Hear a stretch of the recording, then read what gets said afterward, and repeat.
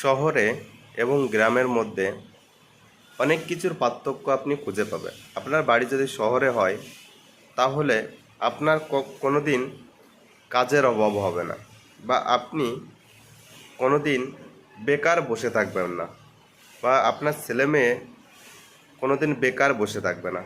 কিছু না কিছু সে কাজ করে খেতে পারবে, সে যে কোনো কাজ। কিন্তু গ্রাম অঞ্চলে কী হয়, ছেলেমেয়েরা লেখাপড়া করে তো অন্য কোনো কাজ করতে পারে না, কারণ তাদের হাতে সেই সুযোগটা থাকে না। কিন্তু শহরে আপনার ছেলেমেয়েরা লেখাপড়া করে, তার সাথে প্রাইভেট সেক্টরে ছোট ছোট কাজ আছে কিছু, যেমন ধরুন প্যাকিং করা, সিল মারা, ঠিক আছে, মানে বিভিন্ন রকমের ছোট ছোট কাজ আছে। সে কাগজগুলোর কিরকম, আপনার মর্জি, আপনি 2 ঘন্টাও করতে পারেন, 3 ঘন্টাও করতে পারেন। সেইভাবে ওরা একটা টাকা আপনাকে দেবে, যে ঘন্টা বেঁধে দেয় যে এই কয় ঘন্টা কাজ, এক ঘন্টা কাজ করলে এত টাকা। এবারে আপনার মর্জি, আপনি যত ঘন্টা করতে পারেন। তো এরকম সুযোগ সুবিধা শহরে কিন্তু থাকে। বিভিন্ন কোম্পানি আছে যারা প্যাকেজিংয়ের কাজ করায়, ঘন্টা হিসাবে টাকা দেয়। আপনি কিন্তু শহরে এই গ্রামে এই জিনিসটা পাবেন না, কিন্তু শহরে পাবেন।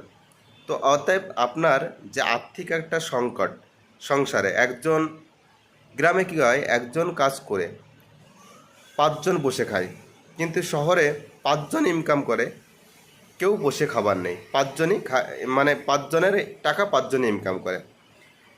তো এই জন্য গ্রামের মানুষ অনেকটা পিছিয়ে থাকে বা সমস্যায় থাকে, আর্থিক সংকটে ভোগে। কিন্তু শহরে কিন্তু যতই ঝড় বিপদ আসুক, এরা কিন্তু কোনো আর্থিক সংকটে ভোগে না, কারণ এদের প্রত্যেক দিন পার ডে একটা ইনকাম আছে। আর এরা কিছু করুক না করুক, টাকা এরা ইনকাম করবে যেভাবেই হোক, ঠিক আছে। তো এই জন্য শহরে কী হয়, শহরের ছেলেমেয়েরা হয়তো একটা কাজই আছে তাদের, ওই একটা সেন্টারিং আছে, তাও সবাই তো সেন্টারিং কাজ করতে পারে না। তারপরে না হলে ওই মাঠে ঘাটে বাবা মার সাথে হাত লাগাতে হয়, না হলে কারোর মাঠে খেতে জন্য যেতে হয়। কিন্তু এই মাঠের কাজ অনেকে পারে না। অনেকে ছেলেমেয়েরা চায় আমরা একটু ভালো আরামের কাজ, সোয়াই থেকে কাজ করে টাকা ইনকাম করব, ঠিক আছে। তো সেই জিনিসটা কিন্তু কলকাতা শহরে হয়। তো অতএব ছেলেমেয়েরা বাবা মার উপর চাপও দেয় না, তারা দিব্যি ভালোভাবে পড়াশুনো করে, প্লাস নিজের একটা প্রাইভেট কাজও তারা করে।